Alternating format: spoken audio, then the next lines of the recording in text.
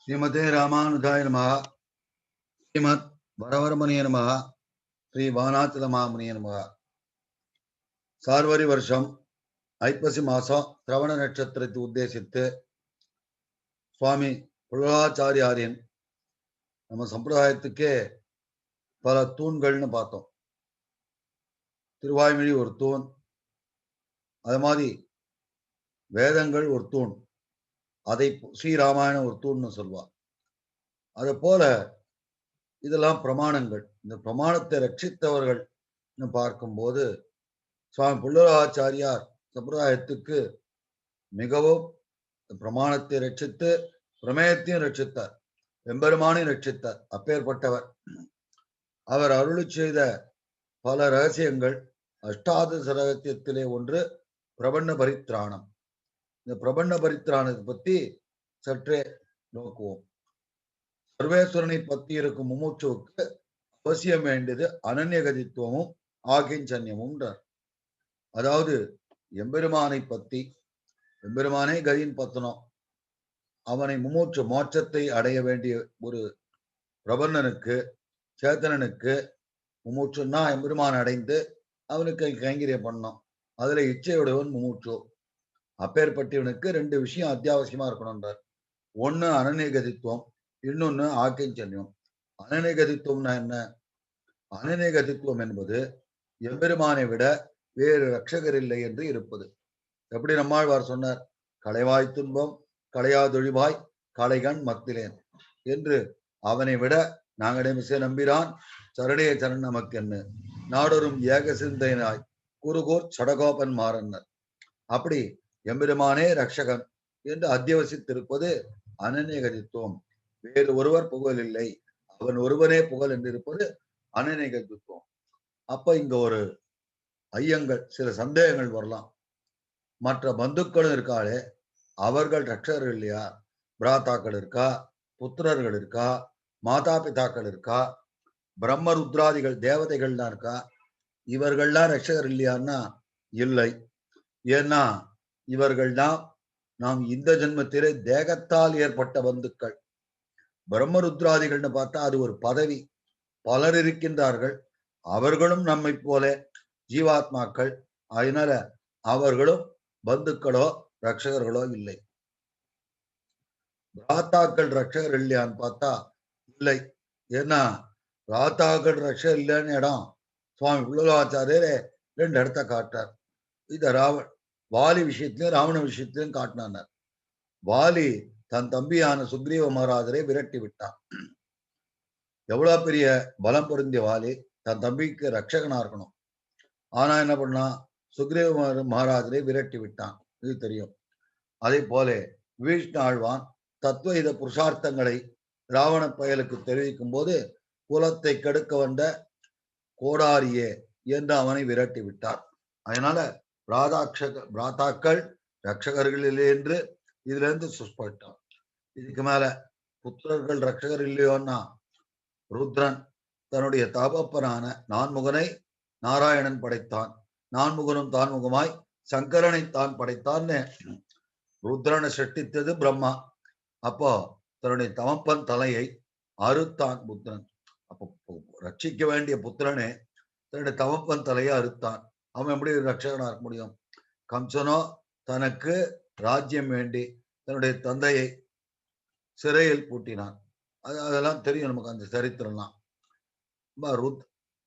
இதனால புத்திரர்கள் இவர்கள் ரட்சகர்கள் தெரியுது. மாதா பிதாக்கள் ரட்சகரான்னு பார்த்தா, கைகேயி என்ன பண்ணா, மாதாவா இருந்தா பெருமாளுக்கு, பெருமாள்கிட்ட அதீத பிரேமமாய் இருந்தா. ஆனால் ஒரு கால விசேஷம் வரும்போது அவளும்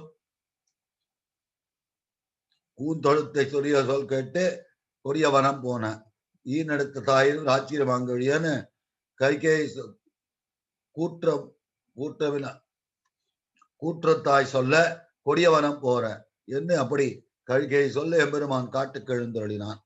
அதே மாதிரி இரணியன் தன் பிரகலாத ஆழ்வாரனை பள்ளியிலோதி வந்த தன் சிறுவன் வாயிலோர் ஆயிரனாவும் ஒள்ளிய போது ஆங்கவனுக்கு ஒண்ணுமோர் பொறுப்பிலாகி பிள்ளையை சீறி வெகுண்டு தூண் படைப்பன்னு பிள்ளையை சீறி அவனை படாத பாடுபடுத்து அவனை எப்படியாவது உயிரை மாய்க்கணும்னு என்னென்னவோ பண்ணா. யாரு ரட்சிக்க வேண்டிய பிதாவான இரணியனே. ஆயினால மாதாவும் ரட்சகர் இல்ல, பிதாவும் ரட்சகர் இல்லைன்னு தெரியுது. பிராத்தாக்கள் ரட்சகர்னு பார்த்தா தர்மபுத்திரன். தர்மபுத்திரன் பார்த்தா பர்த்தாக்கள். பர்த்தா ரட்சகர்னு பார்த்தா திரௌபதி விஷயத்துல பார்த்தோம். பர்த்தா ரட்சகரானா இல்லை, கைவிட்டார். அது இன்னும் கேட்டா கிருஷ்ணாபிப்பிராயத்தாலே இது பெரிய பாதகம்ன்றார். திவ்ய சாஸ்திரத்திலே திரௌபதியுடைய பரிபவம் கண்டு இவர்கள் பார்த்துட்டு இருந்தது அவ்வளவு பெரிய பாதகம்ன்றார் கிருஷ்ணாபிப்பிராயத்தாலே. நளனும் நெறி காட்டி நீக்குதியோ, இதான் விதர்ப தேசத்துக்கு வழி என்று அவளை விலக்கி விட்டான். அதனால பர்த்தாக்கள் ரட்சகர் இல்லைன்னு தெரியுது. சரி, நம்ம தினமும் பார்க்கணும். ஆதித்யர்கள் இல்லாட்டி நம்ம உலகம் இயங்க முடியாது.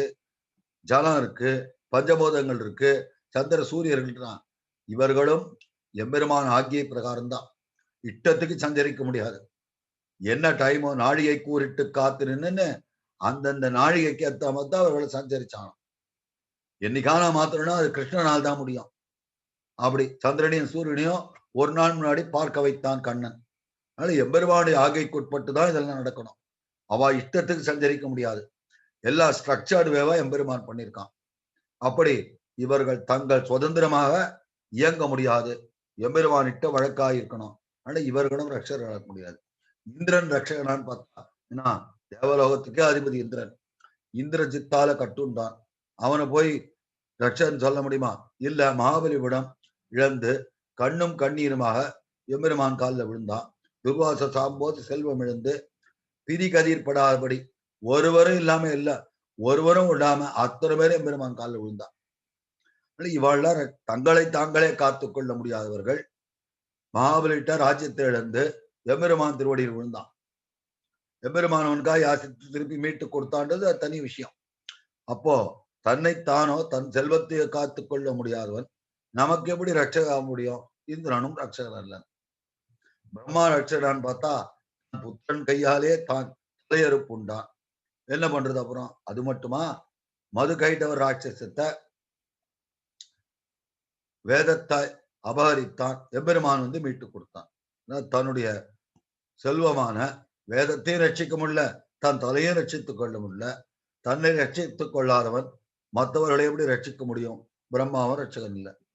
ருத்ரன் ரட்சகனான்னு பார்த்தா வானாசுரனை பார்த்தோம். வானாசுர புத்தார்த்தத்திலே நேர் செறிந்தான் கொடிக்கோழி கொண்டான், பின்னும் நேர் செறிந்தான் எரிய மடலான், பின்னும் நேர் செறிந்தான் முக்கண் மூர்த்தி என்று ஆழ்வார் திருவாக்காலே வந்த போலே இவர்கள் வானாசுரனுக்கு உதவி புரிய போய் ஒன்னால் நான் கட்டேன், என்னால் நான் கட்டேன்னு எம்பெருமான தூக்கம் வரா மாதிரி ஜும்பாஸ்திரத்தை பிரயோகித்தான்.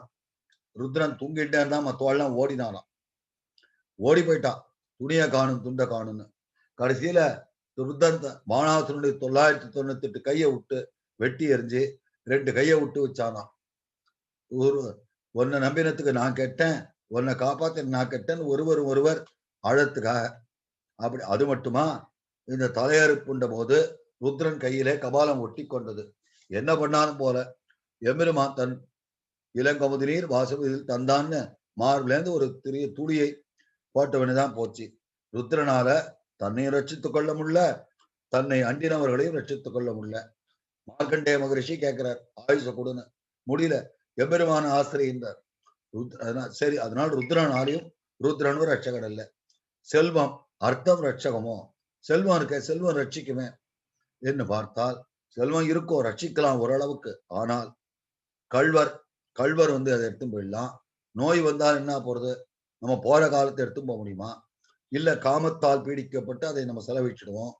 இல்ல நம் சோர்வினால் பொருளாகி சொல்லு என்ன இறக்கும் தருவாயில நம்ம உறவினெல்லாம் எங்க வச்சிருக்க செல்வம் எங்க குடிங்கின்னு போயிடுவா. ஆக இந்த நிலையானதில்லை, நம்ம கையில நிலைக்காது, எல்லா ஆபத்துகளையும் நம்மை காப்பாத்தாது. செல்வமும் ரட்சக மாட்டது. அப்ப எது ரட்சகம் பார்த்தா இயல்பான உடல் துடுக்கான நமக்கு உறவான எம்பெருமான ரட்சகன். அவன்தான் காரணம். நமக்கு இந்த சகல லோகத்தை சிருஷ்டி கூடியது அவன்தான் மூல காரணன். அவனுடைய அகாரார்த்தோ விஷ்ணுன்னு அவனே ரட்சகன் நமக்கு. எம்பிரானந்த என்னுடைய சுத்தம் எனக்கு அரசு என்னுடைய வானாள் அப்படி நான் அரக்கர் வெறுக்கொட நெருக்கின்னு நம்முடைய விரோதியெல்லாம் போக்குபவன் எம்பெருமானே, அவனே ரட்சகன். இந்த ரட்சகத்தை பிரபந்த பரித்தானத்திலே சொன்னோம்னு சீவத்தினமூர்த்த திவ்ய சாஸ்திரத்திலே சுவாமி புள்ளலாச்சாரியார் தாமே அருளி செய்தார். அப்பேற்பட்ட மாதா பிதாக்கள் கைவிட்டார். மாதா இரண்யன் பிரகலாதனை கைவிட்டான். எப்படியாவது கொல்லணும்னு பார்த்தான். அரியும் செந்தியை தழுவி அச்சுதன் என்னும் ஈவேவாள், எரியும் தன் காத்தை தழுவி என்னுடைய கோவிந்தன் என்னும்னு எம்பெருமான் வந்து ரட்சித்தான். பிள்ளையை சீறி வெகுண்டு பெரே தணல் விழி பேழ்வாய் தெள்ளிய சிங்கமாகிய தேவைன்னு அப்படி சிங்க உருவாகி வந்தான் என்று அந்த பிரகலாத ஆழ்வானை ரட்சிக்கிறார். ராதாக்களும் பந்துக்களும் கைவிட்ட போது பெருமான் ரட்சித்தான். ஸ்ரீ விபீஷ்ண ஆழ்வான் என்ன, ஸ்ரீ சுக்ரீவ மகாராஜர் என்ன, எம்பெருமான் தான் அவளை காப்பாற்றினான். அவன் குலத்தை நாசவந்த கோடாளி என்ன, இவர் வந்து இக்ஷ்வாகு வம்சத்தில் ஒருவராக கருதினார். குகனோட இவனானோம், குன்றுசோழ் வானோட அறுவரானோம்னார். சுக்ரீவ மகாராஜ் தன்னுடைய சகோதரனா பாவிச்சார் சக்கரவர்த்தி திருமான். அதை போல வீட்டாழ்வானுக்கு ராஜ்ய பட்டாபிஷேகம் பண்ணார். அவள்லாம் கைவிட்டார், எம்பெருமான் ரட்சித்தார். அதுக்கு மேல இந்த பர்த்தாக்கள், தர்மபுட்சக்கள், தர்மபுத்திரன் பீமசேனாதிகள் இவாள்லாம் திரௌபதியை கைவிட்டார். யார் காப்பாற்றினார் திரௌபதியை? திரௌபதிக்கு ஆபத்தில் படவை சென்றது திருநாமவிரே. அதுக்கு மேல அவரை இவருடைய வெறுங்கழுத்தை பார்க்க முடியாது, இவருடைய விரிந்த கூந்தலை பார்க்க முடியாமல் அவளை விரிந்தகள் பார்க்க கூடாது. ஏன்னா சபதம் ஏத்துட்டா, இந்த துரியோதனனை முடிக்கும் வரை குழல் முடிய மாட்டேன்னு. அதனால இவர்களுக்காக தூது போயும் சாரத்தியம் பண்ணியும் பகலை இரவாக்கியாம் தேர்தெட்டில நெறியெல்லாம் எடுத்துரைத்தார். நெருஞான திருமூர்த்தின்னு அந்த கீதா சாஸ்திரத்தான் தானே ஆச்சாரியனாயும் தானே புருஷகாரத்தை ஏறித்துக் கொண்டு நிர்கேத கிருபையா அர்ஜுனுக்கு உபதேசித்தான். சாவாமல் நோக்கியும் சத்தாரை மீட்டும் மார்பிலே பார்த்த சாரதியா ரட்சித்தான் எம்பெருமான். அப்போ எம்பெருமான் தான் நமக்கு எல்லாரும் ரட்சகன், நாமோ மற்றவரோ ரட்சகர்கள் அல்ல என்று இதுல இருந்து அனன்யகத்துவத்தை தெரிவிச்சார். ஆக்கிஞ்சன்யம்ன்றது கை முதல் இல்லாமை. நம்மண்ட ஒண்ணும் கிடையாது. நான் கர்மயோகத்தால எம்பெருமான் அடைகிறேன், நான் பிரயத்தனம் பண்றேன், ஞான யோகத்தால பண்றேன், பிரபத்தி யோகத்தால பண்றேன், பக்தி யோகத்தால பண்றேன்னு ஆத்மஸ்வரூபத்துக்கு அது அவத்தியத்தை விளைவிக்கும். என்ன காரணம்னா இந்த ஆத்மாவுடைய சொத்து, அவனுடைய சொத்தை அவன் தான் மீட்டுக் கொள்வான். அதனால அனன்ய கதித்துவம், அனன்ய சரணத்துவம். அப்ப நம்ம கையில ஒண்ணும் இல்லை, அவன் தான் நமக்கு ரட்சகன் என்று சொரூபத்தை உணர்ந்து நாம் கைவதில்லாமை அனுசந்தித்து அவனே நம் காரியத்தை கடவோம் என்று இருப்பது. இதான் பிரணவ திருமந்திரத்திலே மத்தியபதமான நமசப்தார்த்தத்தை தெரிவிக்கிறது. ஆக அத்தியந்த பாரத்தத்தை உணர்ந்து ஆளும் தடக்கை கோப்பி என்கிறபடி ஆகிய சன்னியத்துடன் அவனை உபாயமாப்பட்டுவிடும். அதனால நம்ம ஆத்மஸ்வரூபம் அவனுக்கு அவன் சொரூபத்துக்கு அனுகுணமா நடப்பது. அப்ப சொரூபத்து எப்படி நடக்கணும்? எம்பெருமானுடைய சொத்துனா அவன் வந்து மீட்பான்னு அப்படி இருக்கணும். அவன் என்ன பண்ணான்? நயாமி பரமாங்கதின்னு ஒன்ன நான் நினைக்கிறேன், நீ கவலைப்படாத, நான் வந்து அழைத்து கொண்டு செல்கிறேன்னு வராக நாயனார் தெரிவித்தபடி அவன் அச்சிராஜ மார்க்கத்தை கொண்டு போய் கைங்கிரிய பிராயத்தை கொடுத்தருடுவான். என்னை புரி முமூச்சுக்கு மோட்சத்தில் இச்சையுடைய சேத்தனனுக்கு 2 விஷயம் அவசியாபேட்சம். ஒண்ணு அனநிகள் எம்பெருமானை தவிர வேறு ஒருவர் நமக்கு ரட்சகர் இல்லை என்ற அத்தியவசியம் வேணும். 2வது நம்பால ஒண்ணும் இல்லை, எம்பெருமானை வந்து கை கொள்வான் என்று நம்முடைய சொரூபத்துக்கு தக்கவாறு இருக்க வேண்டும் என்று பிரபன்ன பரித்ராணம் இந்த பெரிய கிரந்தத்திலே சுவாமி புள்ளலோகாச்சாரியார் தெரிவித்தார். ஸ்ரீ புள்ளலோகாச்சாரியார் திருவடியிலே சரணம். ஆழ்வார் எம்பெருமானார் ஜீயர் திருவடியிலே சரணம்.